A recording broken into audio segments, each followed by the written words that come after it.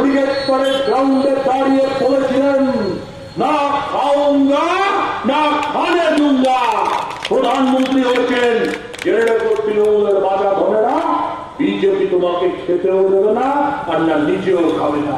গরিব মানুষের টাকা এইভাবে লুট করেছে, এখন নেতা কান্না করছে। 26,000 শিক্ষকের চাকরি চলে গেল। কেন চলে গেল? আপনারা সিগারেটের প্যাকেটের টাকা নিয়ে চাকরি দিয়েছে, আপনারা চিরকুটের নাগরিকের টাকা নিয়ে চাকরি দিয়েছে। নিজের নাম লিখতে পারে না, সে হয়ে গেছে হাই সেকেন্ডারি শিক্ষক।